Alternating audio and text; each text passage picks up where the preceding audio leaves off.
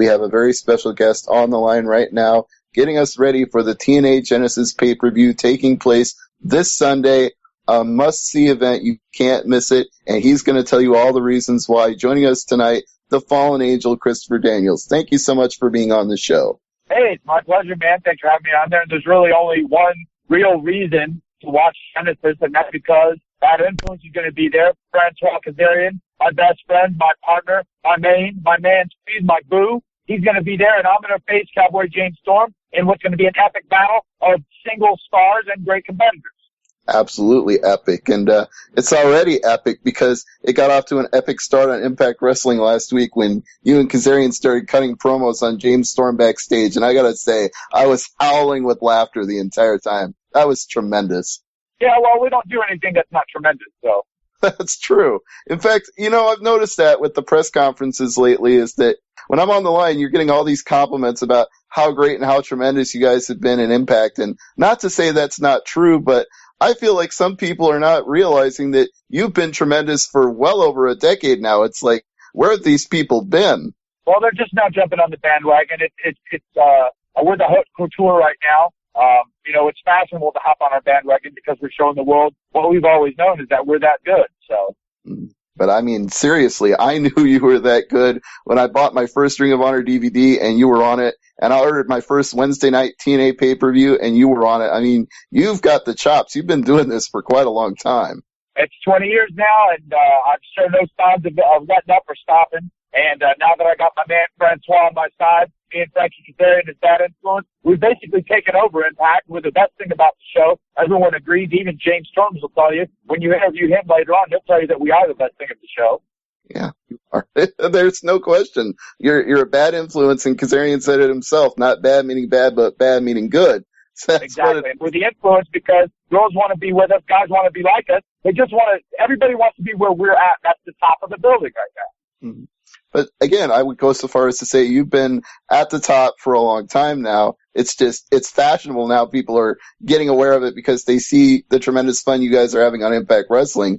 But I think all the way back to those round robin tournaments in Ring of Honor. And that was what hooked me on ROH Wrestling was the fact that you were going out there and just tearing the house down in these great matches in that tournament. Oh, well, thanks very much. I haven't heard anybody talk about the round robin tournament in such a long time. But, yeah, those were fun, and it was good. It was a good time in Ring of Honor the first couple of years, and we had such a great amount of talent, a great amount of guys that were willing to do just about anything to make that impression on the wrestling landscape. And, I was happy to be a part of all that.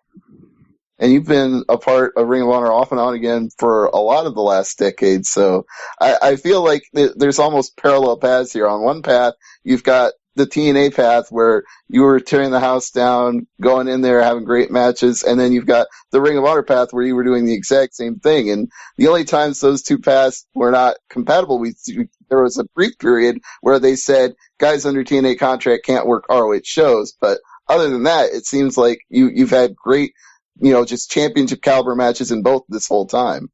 Well, the truth of the matter is that the one thing that TNA and Ring of Honor have in common is the locker room, the talent in the locker room. Whether you're talking about guys like AJ and Samoa Joe and James Storm and Frankie and myself at TNA, or you talk about guys like Davey Richards and Eddie Edwards and Jay Lethal and El Generico and Kevin Steen in Ring of Honor, we're all guys that are hungry to make our mark on professional wrestling. And, with the growth of Ring of Honor through their television market and the growth that TNA has had in the last couple of years, going to Spike Television, becoming live, becoming 2 hours going live in the last year and a half.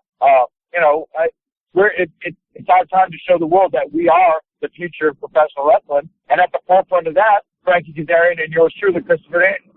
Absolutely. Cannot disagree with that one bit. But I do want to backtrack a little bit for those who are just crawling out from under a rock right now, because seriously, if you don't know Christopher Daniels, what's wrong with you? But we want to give people who are just stepping out from under that rock for the first time a little bit of your backstory. What got you into professional wrestling and led you down this path in the first place?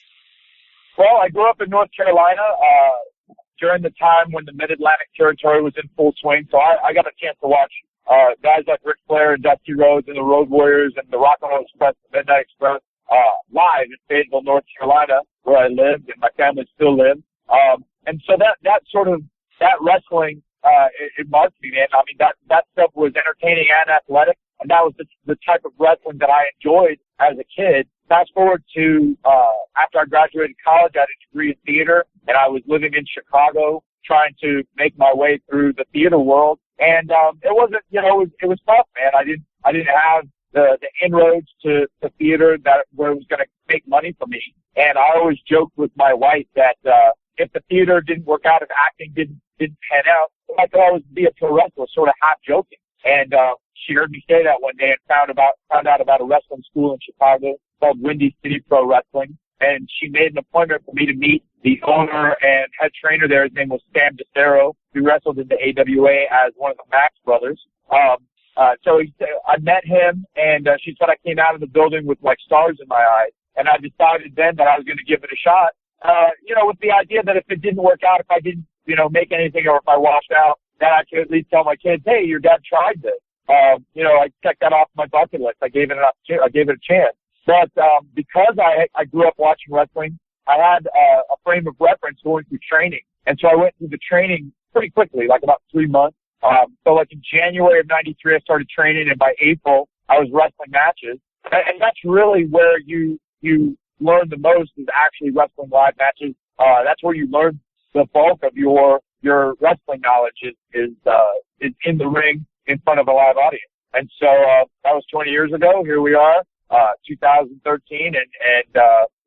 I've had the good fortune to wrestle, in WWF, in WCW, and ECW, Ring of Honor, TNA, New Japan, countless countries and countless states in the United States.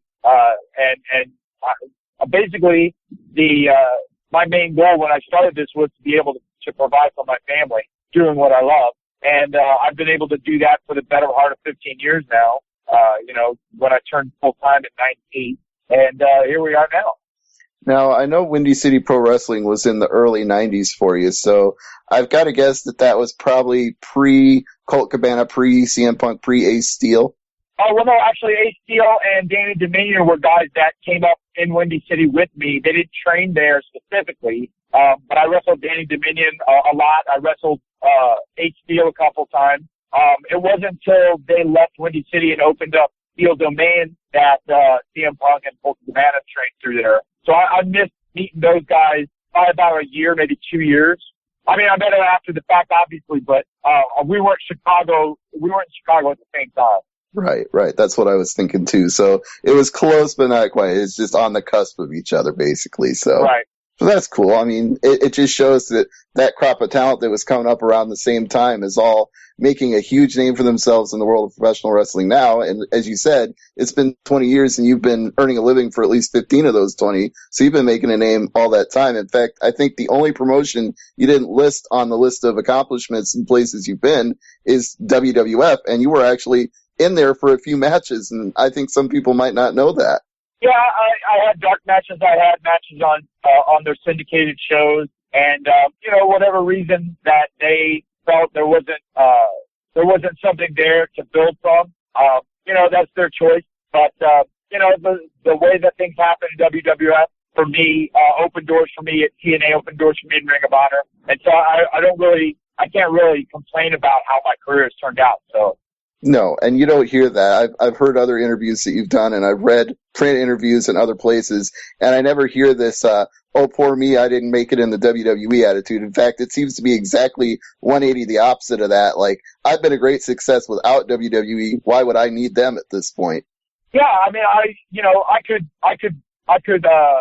emphasize the negative of not making the WWE or not ever having the opportunity to work there. But the truth of the matter is that there are hundreds and thousands of professional wrestlers that would, kill for where I've been, having never been in the WWE, having never been under a contract with them, and still, having wrestled in the Tokyo Dome, having wrestled in Cork and Hall, having main evented pay-per-views, having main evented around the United States and overseas.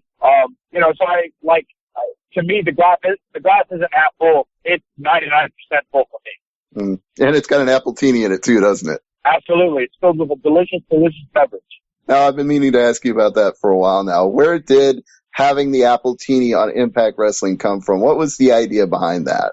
It was just, I had an idea to propose a toast to me and Frankie, at Slammiversary this year. And, I wanted something that was easily recognizable. If I had a shot of Jack, it may have been more alcohol per ounce, but I don't think anybody might have recognized that just looking at it. But you fill a martini glass with an appletini, and everybody knows what it is, sight unseen. So, and it just sort of stuck. I felt like it sort of added to my character to have this drink. And, I was fortunate enough to be put in a situation where it made sense for me to have the glass close by, and, sort of built on that to the point now where it's become part of my persona, part of my image to have that at certain times. Yeah, the only thing that surprises me is that we don't see more people in the impact zone in the front row with a glass in their hand. It's like, why haven't people actually tried to duplicate that? But it may just be security wouldn't let them in there with anything that could be used as a weapon. I suppose you could break a martini glass and use it. Well, but why would you do that? I mean, they're so delicious. Where are you going to put your drink in if you break the glass? Come on. That's true. But I wouldn't put past half those ruffians in the impact zone anyway, so it's probably better not to have sharp objects in some of those people's hands. I definitely agree with that. I've been in that impact zone, and those fans get quite rowdy at times. So let's not give them any weapons. We don't want to turn the impact zone into an ECW arena. Exactly. So let's get back to talking about this Genesis pay-per-view. James Storm is going to be quite the challenge for you on Sunday, one that I don't think you'll have any problem with. But at the same time, he's fired up because, as he said himself, and as you said, kind of making fun of him in this way, things have not exactly gone James Storm's way, and he's got a lot of bridges he needs to cross to get back on the right track. Well, it's true. I mean, James got one focus in mind. He had the World Championship around his waist for less than a month. And I mean, he's had his first taste of being world champion, and he's trying to get back in that scene. But the problem with that right now is that he's got to wrestle me. And, as good as James Storm is, everybody knows that I'm better than him. So, I mean, he has to look at himself Sunday morning in the mirror and realize that no matter what he does, no matter how popular he may be with the flotsam and jetsam of the impact zone, however many hillbillies, hobos, and rednecks that love him, it doesn't matter because I'm not part of that demographic and I can care less. So, the thing I'm going to do is I'm going to walk down the aisle and show him that the only thing I do better than shaking my ass is kicking his. Well, that says it all, really. That says a lot. It does. I would never accuse me of not being verbose. I got a lot to say and a lot of time to say it, so there you go. That's very true. I really don't think anybody could ever accuse you of that. In fact, that, just to go back to early days of TNA for a moment, one of the things that stood out for me when I was ordering those Wednesday night pay-per-views was anytime you got a chance to deliver a promo, I was always convincing my friends by the end of that promo, you've got to come over next Wednesday night and watch this show just to see what the Fallen Angel is going to say or do next. So I think you've had that in the bag for a long time. And it always boggled my mind actually back in those days. Nowadays, I see you as a TNA guy and an occasional, other promotions you work for, and I don't even think about it. But back then, I always thought, man, how could WWE have missed the boat on this guy? He could talk anybody into buying any pay-per-view. Well, I mean, like I said, it's their loss. Whatever their decision or whatever their mindset was, it was never really put 100% clear to me. But the truth of the matter is, like I said, I'm not complaining about where I'm at. I'm thrilled to be where I'm at right now. I feel like I'm doing the best work of my career, not just in the ring, but behind a microphone. I feel like I've got my best friend beside me, Frankie Kazarian, doing the exact same thing. And I feel like we're bringing a lot of eyes back, not just to TNA, but specifically tag team division. I'm not going to be able to do that this Sunday, but, my main goal as well, is to be one half of the World Tag Team Champions of the world again with Frankie. And as soon as, Chavo Guerrero III and Shawn Hernandez Jr. decide to give us that chance again, we're going to get the belts back and become the best tag team in the business once again. Now, speaking of Kazarian, that's one thing I've noticed during the World Tag Team Champions of the World's run is that I never really thought of Kazarian as the greatest on the mic, and I mean no disrespect to him by saying that, but it seems like in this tag team, he's really blossomed into a talker. Now, do you think that it's because of his friendship with you that it's just rubbing off, or do you think it's your theater background that maybe you've taught him a few things that he didn't know?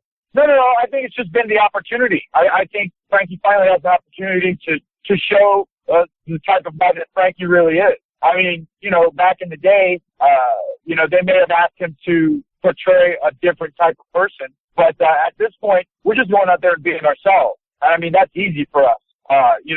what you see on television that Frankie and I do, that's exactly how we are backstage. That's how we are on the road. We're smarty, we're cut ups, we're smart asses. And, we goad each other to taking that extra step and going that extra mile to be more of a smart ass, more of a smart. And, and that's what I think has been sort of blossoming on television is the people behind the scenes at TNA, they're starting to realize that every time they get us with a mic in our hand, we end up being entertaining. We end up hitting a home run. And so they've started to put that mic in our hands more and more often. Now, that behind the scenes in TNA, I often wondered who it is that you really have to talk to get on TV and get me to focus the way that you and Kazarian are. And obviously, you know that secret, and we're not going to reveal all the secrets on the air here, but I always wondered who the real power player is. Is it Dixie? Is it Hulk Hogan? How much do you have to, who do you have to really, what direction do you have to go in? Well, I mean, you mentioned most of them. You mentioned some of them. Eric Bischoff. We've got a lot of guys that are very appreciative of our stuff right now. Hulk Hogan, Eric Bischoff are two of the main ones. Jason Hervey, who is, side by side with Eric Bischoff in terms of that. And, he's been a very big supporter and a very big help.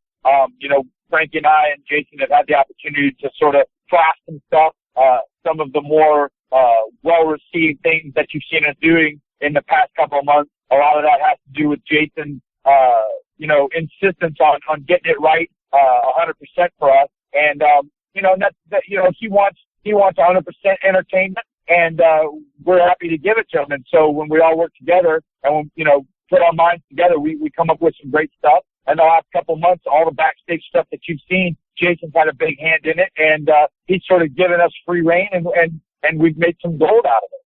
Definitely, you've made plenty of gold. You've hit a whole gold mine as far as I'm concerned, but I also wonder when we talk about Bischoff and Hervey, I know that they produced that reality series, The Devil's Ride. And of course, we've got the Aces and Eights in TNA right now who are kind of styled like a motorcycle gang. Do you feel that's a parallel? And what do you think of Aces and Eights as a whole? Well, first of all, I don't know exactly. I think The Devil's Ride came before the Aces and Eights thought. And I think that Jason was more involved with The Devil's Ride and Eric was more involved with the Aces and Eights. I could be wrong, but that's my impression of it. And as far as the Aces and Eights themselves, you're finally starting to see guys like Luke Gallows or the Doc and Mike Knox get an opportunity to show what they can do in an Impact ring. Now that Mike has been unmasked, I think he's going to be less worried about protecting his identity and more concentrating on showing just how rough and tough he actually is. I've known Mike for a long time. I've known Drew or Luke or the Doc for such a short time, but in that time I've seen him absolutely go on a tear in a wrestling ring. And those two guys, as the two main heavy hitters of that group, led by Devon right now, I think that they're a force to be reckoned with. And who knows what will happen in the near future with the rest of that crew. Now, let's say that you and Kazarian achieved the goal of getting back your titles and reclaiming your status as the World Tag Team Champion. Let's say when that happens. Go ahead. Let's say it happens within the next 2 or 3 weeks, whatever the timeline is. I assume it'll be sooner rather than later, but be that as it may. What happens if you end up going against, say, the Doc and Mike Knox? I assume you come out on the winning end, but what do you see that being like if you have to actually face the Aces and Eights? Well, I mean, I don't see that any different from any of the other people that we beat. Of course, Aces and Eights are a tremendous foe. Of course, they're difficult, but I mean, the thing about Frankie and myself is we see other people's weaknesses. We don't have too many, but we see other people's weaknesses, and we're smart enough to prey on those weaknesses. So, I mean, yeah, they're bigger than us, but they're not faster than us. They're not smarter than us, and that's where we win the battle. And of course, no matter how good Luke Gallows is, and I think he's got a lot of talent that's been underutilized in wrestling thus far, he's not going to be able to do the best moonsault ever. No one does the best moonsault ever but me, sir. Yeah. That's absolutely true. And I've always wondered, ever since the first days I saw you wrestle, how you came across with the name Best Moonsault Ever, because it is. And I mean, I've watched it on tape in slow motion 100 times and it's always picture perfect. But at some point, when did that idea crystallize to call it that and have other people recognize it as such? Well, actually, it's a bite off that Simpsons. It's a bite off comic book guy from The Simpsons. So everything he ever said was best something ever. So I figured hit with that. And it just sort of stuck. No one argued. So, I mean, I must have been right. Yeah, well, I'm not arguing. I'm certainly not arguing. So I'm glad you mentioned Comic Book Guy, though, because as we heard on the TNA press conference call today, you are a big fan of comics. And in fact, I've seen interviews with you on Marvel.com. So what title right now would you say is the one that you're the most into that has got you turning the page every issue that comes out? Oh, wow. That's a tough call, man. There's so many new things. Marvel Comics has just sort of turned the corner with this new Marvel Now promotion. They've sort of thrown everything up in the air and changed creators on a bunch of things and given different guys different characters to work with. So, I mean, right now there's a lot of stuff to read that's really good. I'll give you 3 titles, though, that I think are outstanding. Right now, all new X-Men, Brian Michael Bendis is writing. I think it's a great concept, bringing the original X-Men to the future and seeing how their future selves have sort of changed from the bright-eyed young mutants that they were back in the day, how they've changed into how they've become hard and sort of disenfranchised with how humanity treats the mutants. So I mean that in and of itself is a game changer for me. Another game changer is Superior Spider-Man. I'm not going to go into like the twist of that, but Dan Slott has written a great story. It's definitely a game changer as well. It changes the whole mythology of Spider-Man, and if anybody's not picking that up, they're missing out. They're definitely fooling themselves. And then there's a third title called Thunderbolt that I'm very much enjoying right now because of the creative team of Daniel Way, the writer, and Steve Dillon, the artist. People who read comic books probably recognize Steve Dillon from titles like Preacher and Punisher and Bullseye. And, these guys are the perfect fit for a violent, gritty, group of anti-heroes like the Punisher and Deadpool and the Red Hulk and Venom and Elektra. All right. I think those are all excellent recommendations. I hope everybody listening checks them out if they haven't already and not reading every issue. But on the note of Spider-Man, I wanted to ask you a question about that as well, because I was not totally enamored with the relaunch they did last year. And I want to get your thoughts on it, because, I mean, it's not that I think that the lead that played Spider-Man was any better or worse than Tobey Maguire, but it just didn't seem to click quite as well. Well, I didn't think Andrew Garfield was the guy to be Spider-Man because I'd only seen him in The Social Network, and I wasn't super impressed with him. But the truth of the matter is, the way that movie was put together and the focus that they put on his relationship with Gwen Stacy and how he was much more of a student in that than he was. Like I tell people, especially the ones that follow comic books, there's 2 types of comic books in the Marvel universe right now. There's Marvel, and then there's the Ultimate Marvel. And the Ultimate Marvel was almost like when the first Ultimate books came out, it was almost like, well, if we took these original concepts and wrote them like a movie script, what would they be like? How they needed to be more realistic. And so that was what the Ultimate line was. And I felt like the Tobey Maguire Spider-Man was more like the traditional Spider-Man, and this one with Andrew Garfield and directed by Mark Webb was much more of the ultimate Spider-Man. And it may not have been, I don't think people were really clamoring for a change from the Tobey Maguire, but I think once it came out, I think people saw that a quality story and quality actors, and a quality vision from the director Mark Webb, it made it worth going to see. Yeah, it was definitely worth it. I don't want to knock it too much. It's just, I guess it'll take some time for me to get used to the reboot and, like you said, relaunching the story from more of the Ultimate Marvel side of things. But at the same time, I do feel like it took a long time for that movie to get going. There was so much building a plot. It almost felt like watching Triple H cut a promo for 30 minutes at the beginning of Raw in 2005 and going, where's the action? Somebody hit somebody. Well, I think that had to be just because everybody knows the story at this point. I think there's very few people that aren't familiar with the Spider-Man mythology. And I think that because I think they felt like the audience should probably give them leeway to set a foundation to show why this movie was going to be different and how it was going to be different from Sam Raimi's movies. So, like, to me, it didn't bother me. I didn't feel like it dragged at the beginning at all. My mentality was, let's see where they go. And I was really happy with it. I was surprised. Yeah, it did turn out to be a good movie either way, whether you think it started out slow or not. I do find that it was satisfying at the end. It's just, as you said, the whole thing of it being the guy from The Social Network just really threw me for a loop at first. But I think when they make sequels, it'll come out just fine. Yeah, definitely. And I'm interested to see what they do, where they go for the second, third. Mm-hmm. Now, being that Raven has actually written a Spider-Man comic, and you and he have been in TNA at the same time, I wonder if you've ever had a chance to, like, sit and pick his brain and talk comics with him. Oh, yeah.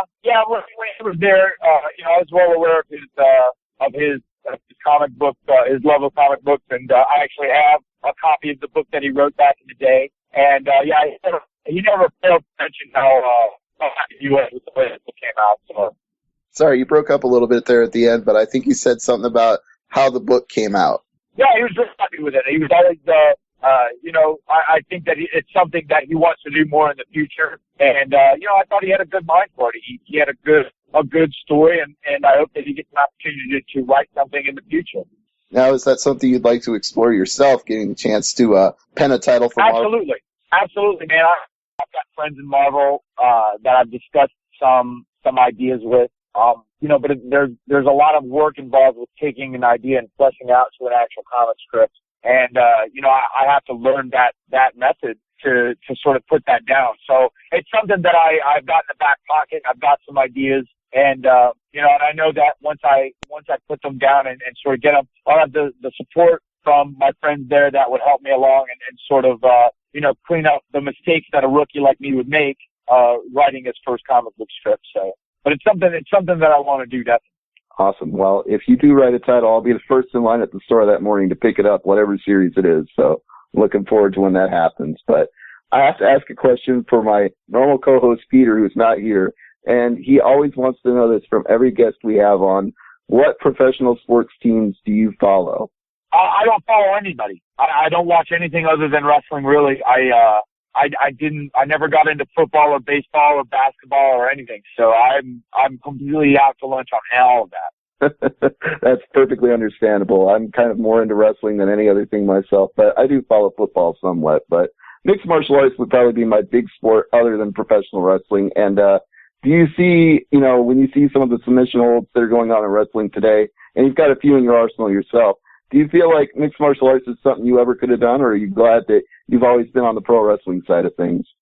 You know what? I just think it's a completely different animal. I mean, we in wrestling, professional wrestlers, they see the popularity of mixed martial arts, and they try to, get a hybrid of that plus wrestling. And guys like Joe and Davey Richards have been, moderately successful at doing that, actually wildly successful at doing that. But I never felt like I was that type of wrestler. It wasn't something that appealed to me. I think that the guys that it does appeal to are the ones that came up through martial arts of some sort. Like Joe has a background in judo, and, guys like Low-Key and Davey have also gone through, different forms of martial arts on their own, and they've brought their experience in those martial arts to their wrestling career. But it never was something that appealed to me. All right, so we're not going to see you sitting front row at a UFC show anytime soon, then? No, I will watch the occasional fight depending on who's fighting.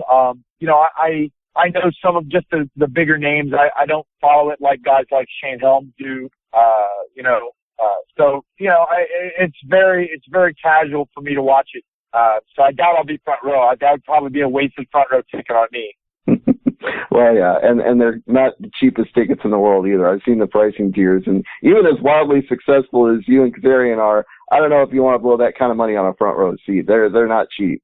Yeah, I would rather go see a good movie, so probably not. Yeah, same here. If I go to UFC, I usually get the nosebleed tickets because I want to save that money and go see the next comic book, whatever movie coming out. So I'm with you on that one. So to wrap it up, you've had a long and illustrious career, and it's far from over, but how far down the road do you see yourself going? Is it another 5-10 years, or is the sky the limit?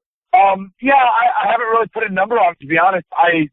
About 3 or 4 years ago, I thought that 20 was a good number, and not to retire, but just to see where I would be. And, if you had asked me 2 years ago if I was going to be where I'm at now, I don't know if I would have been able to answer in the affirmative, man. There's been a lot of things that have happened in the last couple of months, that have surprised me pleasantly. And, the opportunity to tag with Frankie was something that wasn't on the horizon a year ago.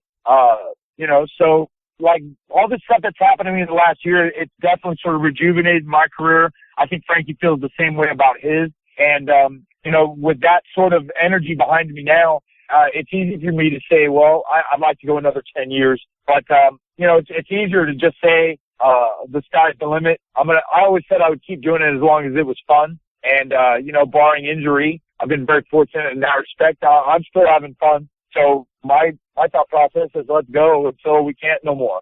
I don't think anybody's having more fun in wrestling right now than you and Kazarian. So if it's still fun and that's the criteria, then you're going to be doing this for a long time. That sounds about right, man. I feel that way. All right. Well, we thank you very much for the time tonight, and we know that you're going to have a tremendous match, as you always do, but you're going to have even more so with James Storm. You're going to give him everything he's got and vice versa at TNA Genesis on Sunday. So we want everybody to check out that pay-per-view. And in closing, any plugs that you'd like to get out, we want to give you that opportunity, and the floor is yours. Well, you can always, follow me on Twitter at FACDaniels. You can always follow my schedule and buy the latest wacky gear from the World Tag Team Champions of the World, That Influence, on my website, fallenangelChristopherDaniels.com, the longest URL in wrestling history. And just watch us on Impact every Thursday and on Genesis Sunday. Absolutely. Don't miss it. You don't want to, because you're going to miss something great if you do. So, Mr. Daniels, exactly. Thank you so much for the time tonight. Thank you so much, Mr. Daniels. You have a great night, and I look forward to Genesis on Sunday.